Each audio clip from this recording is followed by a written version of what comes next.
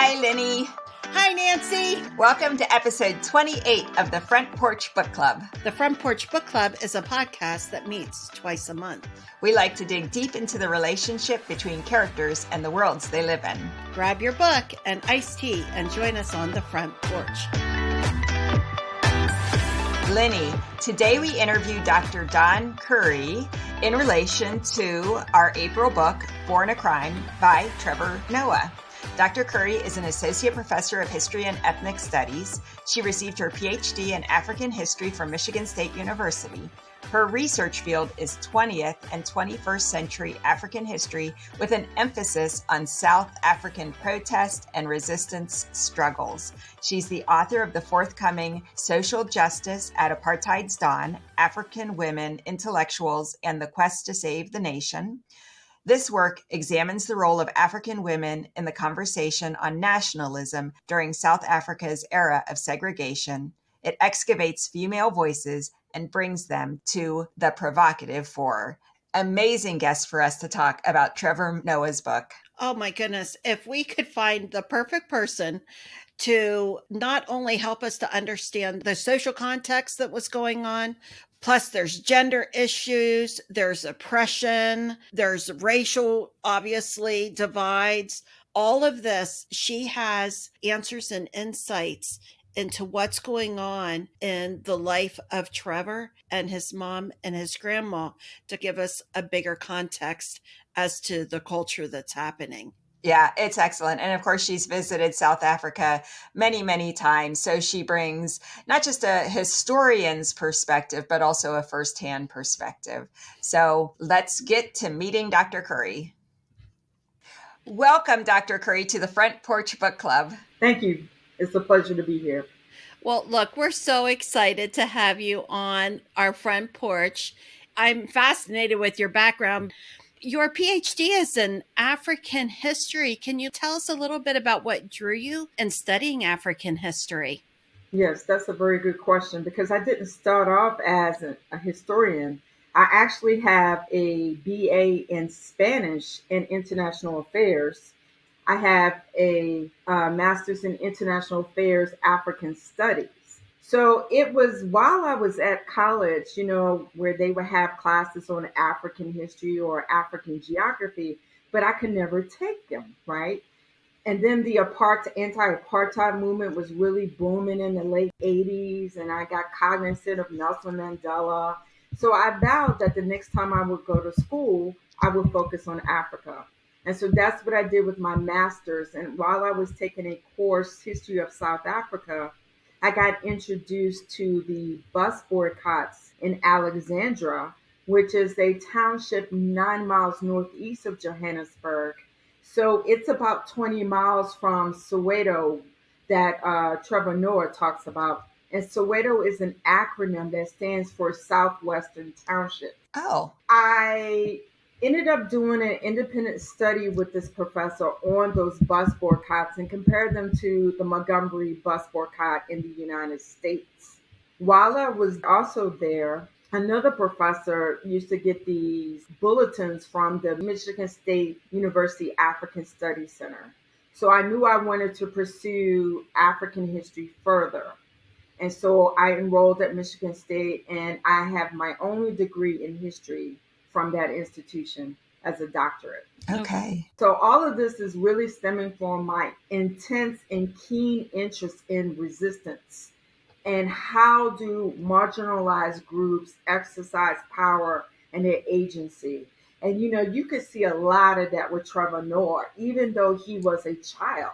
He was always bucking the system. I love that about him. Yeah. And I love that about his mom, too. Yeah, I was just about to say that his mother was the same way. I mean, pushing him out of a moving bus. I know. I love that. And, interacting with his father, saying she wanted to have his child. Yeah. And meeting him. I don't know if you all are aware, but, apartheid started in 1948, right? It was initially a campaign election slogan brought on by the Nationalist Party. Okay, the Nationalist Party were mainly composed of Afrikaners. Afrikaners were descendants of the Dutch who first came to South Africa in 1652. Now let me qualify that. They had been coming to South Africa. However, they used the Cape of Good Hope as a refreshment station until 1652, when they began to create a permanent settlement there. And so you would get interactions with the indigenous people called the Khoisan and with the European settlers that would create a population based on the Malays who visited Chinese and African, indigenous African peoples called the colored. And during the apartheid regime, they were considered people of mixed ancestry, the buffer between black and white, those of whom received better privileges than the majority African populations with their different ethnic groups. So Trevor Noah's book, Born a Crime, is aptly titled because he was in fact a crime. There was miscegenation laws on the book. There was the 1949-1950 Immorality Act, which forbade unions between different races. And the reason for that is because the Afrikaners, who were staunch Calvinists, believed in rugged individualism, believed in their position as God's chosen people, also wanted to keep the races pure, if that could in fact happen. Yeah. So another reason why apartheid came into play, because before that era, it was known as segregation. So segregation was 1910 to 1948. But during that time, they created laws for land, to begin to socially divide people along different geographical areas, right? And you get the urbanization of segregation at this time with different laws.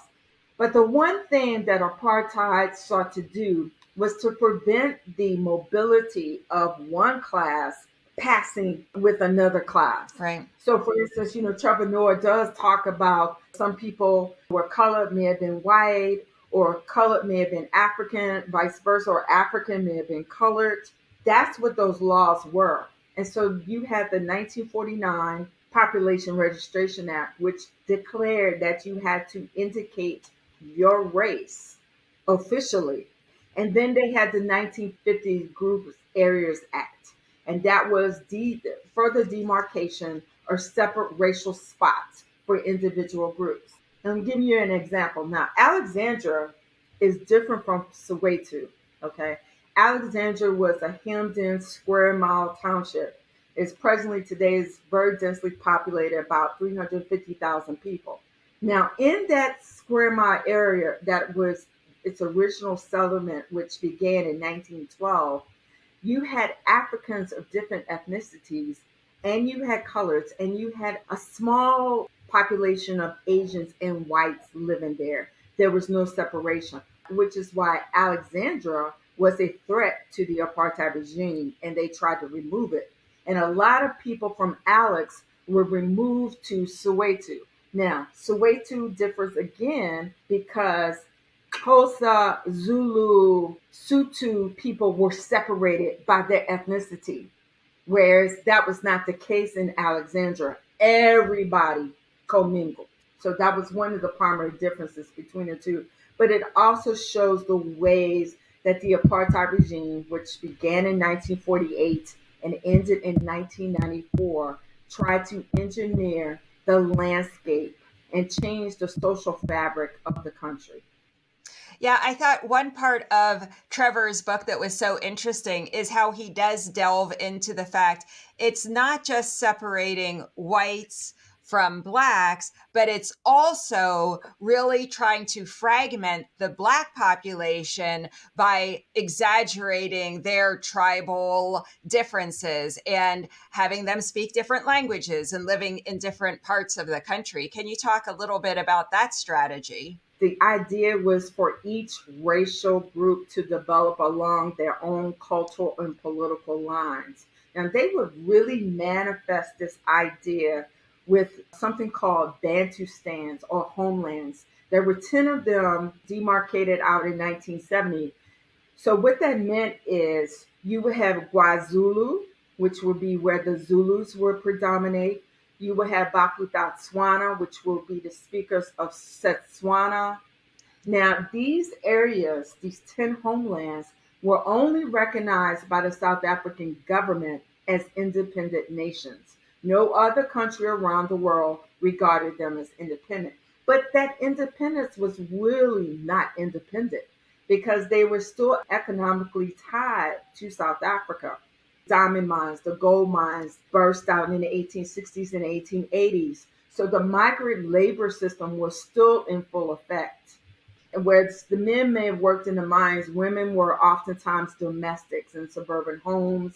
They would have a servant's quarters in the back of the house. And they will also have to sneak in male visitors because, see, in order to be in urban South Africa, which the government was trying to make an exclusively white space, save for the introduction and the exit of Africans and other workers, you have to have a pass, an identity document, which contains the employer's details, the carrier's residence history, birth date, ethnicity, language.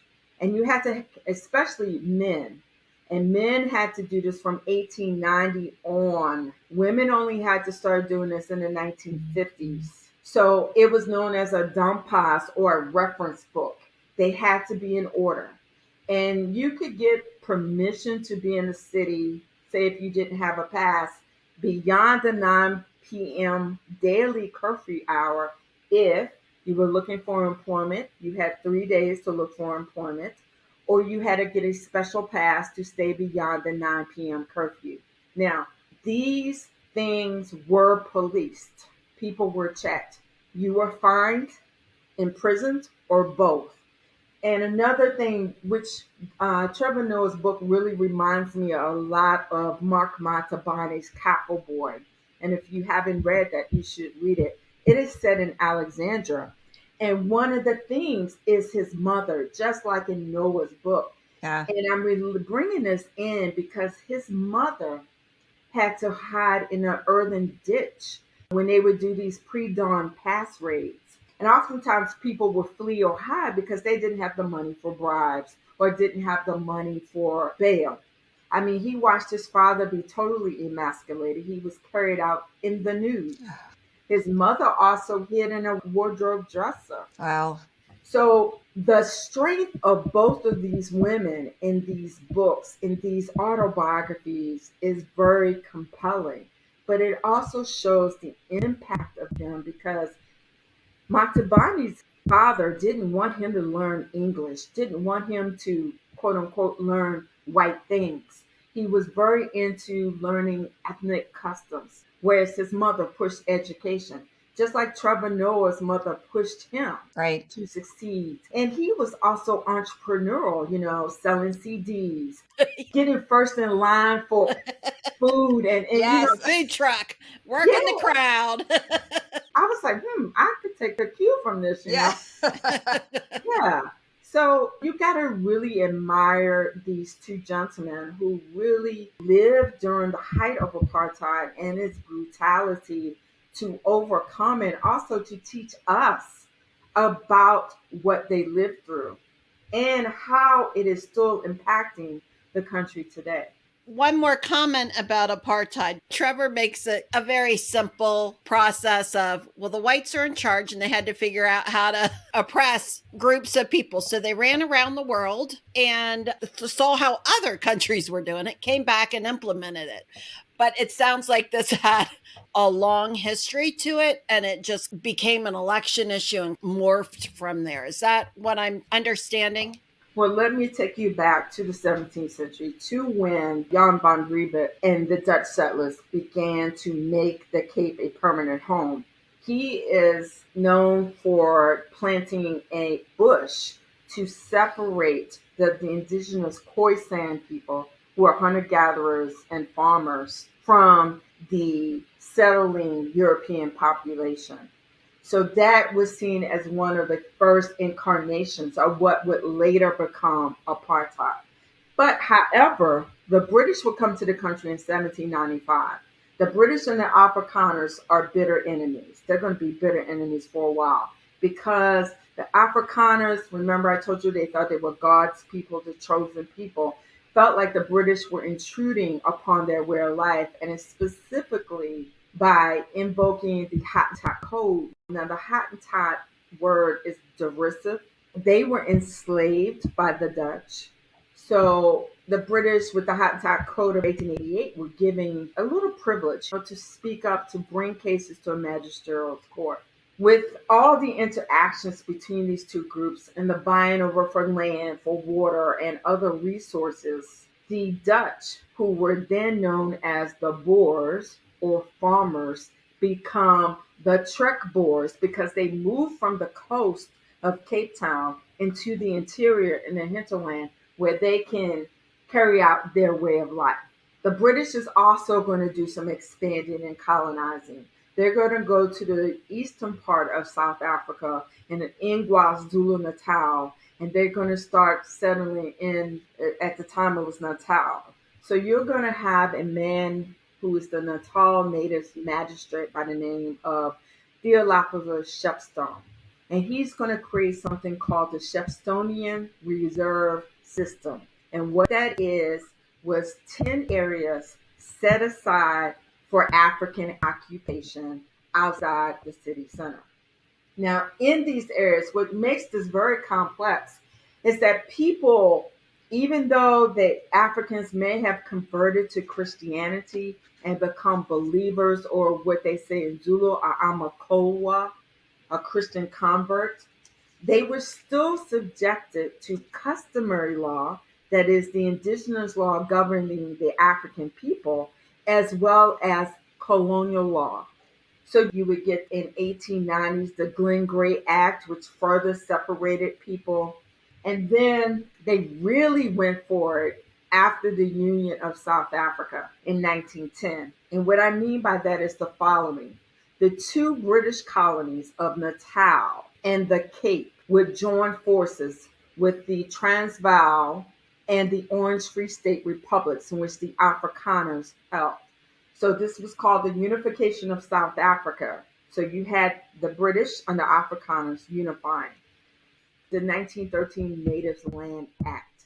So it sets aside 7% of the land for 93% of the population.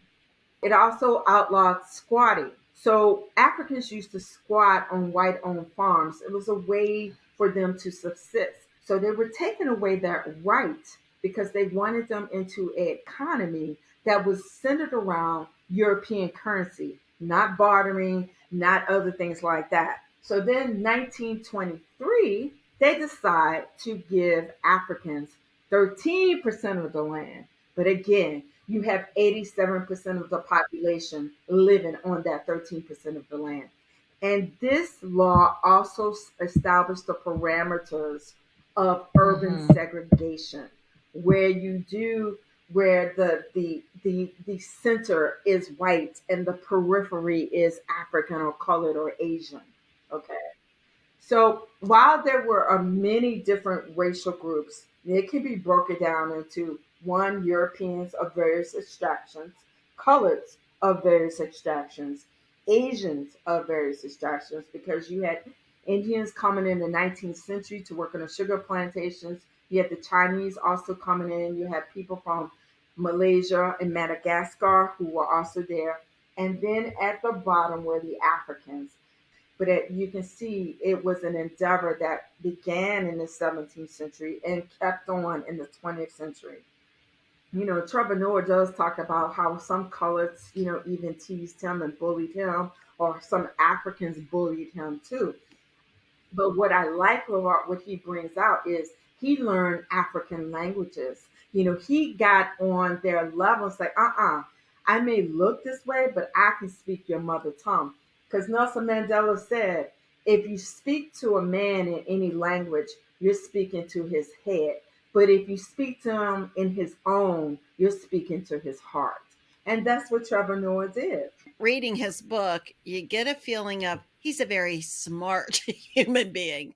Not only does he know all of these cultures, he has figured out a way to navigate through all these cultures and all these tongues and all of these groups to fit in. an amazing way. And then he fits into our country. And it occurred to me, like, no wonder he fits in so well here. He's figured out our politics and our culture and all of these things. He can so easily get in to make us laugh about ourselves and our racial issues and our cultural issues and everything else. Exactly. And he can do our accents. Yes. He does. And he does good other accents too. Exactly. So I think what you're bringing out is very important. He was able to cross boundaries racially, ideologically, comically. Now, the one area he may have needed worked on when he was growing up was with girls, young ladies. Oh, dear me. Poor Trevor. One of the parts of the book I find interesting is that because Trevor was in Soweto and he was around his cousins, he played with them and he was accepted there. And then he would go to Catholic school, and that was integrated, and he was accepted there. And so he didn't really kind of get the whole race thing until after he gets kicked out of Catholic school for the final time. He ends up at this other school, and he walks outside to recess and realizes the black kids are talking over there and playing with one another. The white kids are over there, and the colored group, which we call mixed, is over there. Which group do I go to? Because before then, he kind of felt like, in some way, this whole race thing, he just played and worked with whoever was around. And all of a sudden, he saw kind of a separate society. And he thought, now, where do I go? That's a good question, too, because a lot of times there have been books written about the colors called Between the Wire and the Wall, or most recently, Not White Enough, Not Black Enough. They weren't white enough during apartheid, and now they're not black enough. So that's something that many of these descendants of these interracial unions are still coping with. Some regard themselves as black, others regard themselves as colored black, but there are some who take pride in being distinctly colored. Well, they had a little bit more power, right? Yeah, but they were also relegated to areas too. Right. They would get, say for instance, stationery at school, or their school fees were paid or something like that. Interesting.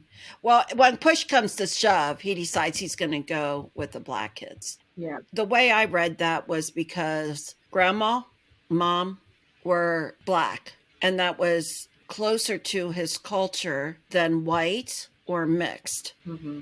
You get the idea that he felt comfortable everywhere, but then nowhere. Mm-hmm. Going back to Trevor's mom, near the end of the book, she gets involved with a man who she ultimately ends up marrying, and he is an abuser. And he talks quite movingly about how domestic abuse was not taken seriously in South Africa at the time. It was a very patriarchal society. What has your research found about the role of women during and now after apartheid? You have time. I just wrote a whole book on that. Excellent. So my recent book that's coming out next month, Social Justice at Apartheid's Dawn, shows how these early precursors like Cecilia Lillian-Shabalala, Mina Tabega Soga, and others created a blueprint for the nation. In other words, how to address ills, how to deal with the government interfering with the relations between and among Africans, or African issues with men, African women's issues with men regarding their leadership in political organizations. In the last chapter of the book, I talk about the different ways they left behind a blueprint. Some of the ways they call for female comradeships, females working together with each other. They also wanted these comradeships with females and men. And they wanted something that was democratic, an egalitarian type of society. For instance, Shabalala created the Daughters of Africa. And I saw her Daughters of Africa Association as being the type of model through governance, through crossing ethnic lines, and through politicking for change within segregated South Africa, as an example of panhumanism or democracy. And I did critique these women because although I lay out other examples of the blueprint, I critique them because they did not take their concerns on an international front. You had other female bodies who were doing this in Egypt and other places where they were talking about female empowerment. And during the apartheid era, you're going to have women, just like before, be involved in pass campaigns. There was a big anti pass protest on August 9th, 1956, and that day is known as Women's Day today, where you had women from all backgrounds, socioeconomic, racial, linguistic, descend on the Union buildings in Pretoria. That's where the seat of government stood. And they handed the government leader some petitions. And they chanted, Stridham, you struck the women, you struck a rock. Now, while this did not prevent the imposition of passes onto women, it was a major historical watershed in their long trajectory of resistance. You talked about the brutality that Trevor Noah's mother endured, from Abel. There is still a high propensity for men to engage in femicide. Is unfortunately still an issue in South Africa. But you have activists and poets and singers and other artists who are addressing the issue and who are also going before the law to address the issue and to make women safe in their own country. I thought it was interesting that mom was definitely a Christian, but then some of the cultural stuff. The black cat was not a good cat to be having. There was some of these old ways, I guess, came out in some of their practices. Well, we all hang on to our old customs. I have been going to South Africa for over 20 some years, since 1997. And even though I've learned some of their customs and habits, I invoke them here, but I also keep my own and teach them some of my things. Okay. But I think it's holding on to yourself, but also identifying that yes, you are forming a new identity, but you also have to have the old one to interface with and incorporate, and it still makes up you. Yeah. Yeah. And if you're under a system of apartheid and this system is telling you that you are inferior, you're going to want to hold on to what you identify with your custom. You want to feel like a human. So this wasn't just about civil rights. It was about human rights and human wrongs. And I think that's what she was doing. She was retaining culture and something that she wanted to pass, well, she did pass down to Trevor, right? All those churches that he went to. To me, she sounded like a proponent of the ANC's multiracialism, that South Africa belongs to all who live in it, black and white, as the Freedom Charter that they created in Cliptown in 1955. And I think Trevor Noah is kind of like the embodiment of that concept because all the navigations, all the boundaries he's brokered, all his different ways of speaking, not just linguistically, but culturally and ideologically. I think that's kind of the essence of the book is you have to meet people where they are. You got to be you. You can meet people where they are, take some of their customs and implement and improvise how they become a part of you. And I think maybe we should assign this book more to talk about how to negotiate and meet others from different races or spaces or languages. I absolutely agree with you. I thought, wow, this book is perfect for schools like that middle school, high school age. They may have to do a junior version without some of his colorful language Yeah. to get into a school shelf. But I thought, wow, this would be so great for classes to read at that level or even, at the college level. You mentioned the book that you have forthcoming in May. Do you have any other projects that you'd like to mention that you're working on?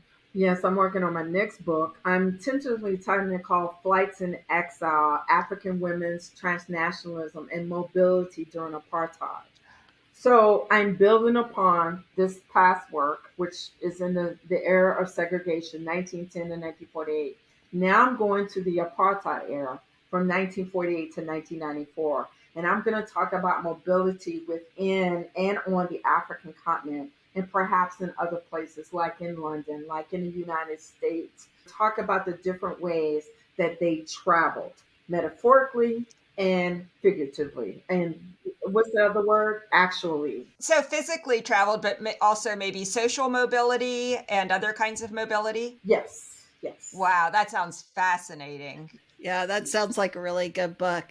What is the best way to people to catch up with what you're working on? Yeah, UNL Department of History, and they can find my name, Dawne Y. Curry. And you got to spell it with Dawne.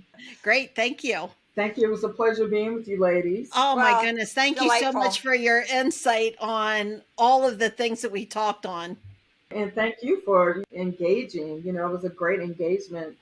I could tell you all were passionate about reading the book and taking away really good connections to this complex, funny, but very intriguing story. Thanks very much. Thank you. Thank you. Bye-bye. Bye-bye. Oh, my goodness, Nancy. What a knowledgeable lady. Yes. I have to read her next book. It sounds very interesting.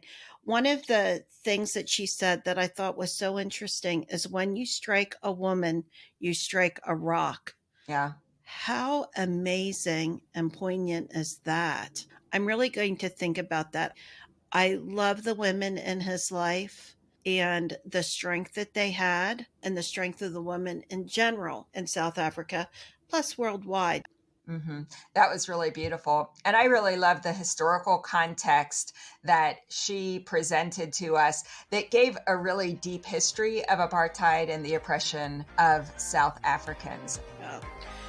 Well, great book, great discussion. Now we're on to our next one. So our next book is going to be The Accidental Supermom, and that's written by Erin DeBoer. And it comes perfectly timed. It will be May, it will be Mother's Day, and we'll be reading about the experience Erin has being a mother and apparently a supermom. All moms are super as far as that's concerned. It's amazing. Yeah, that's very true. Well, listeners can get in touch with us by going to our website at frontporchbookclub.com. Our episodes come out twice a month on the first and third Wednesdays of each month. If you like the show, be sure to leave a review wherever you listen to podcasts. Lenny, see you next time. Okay, Nance, have a great one. You too. Bye-bye.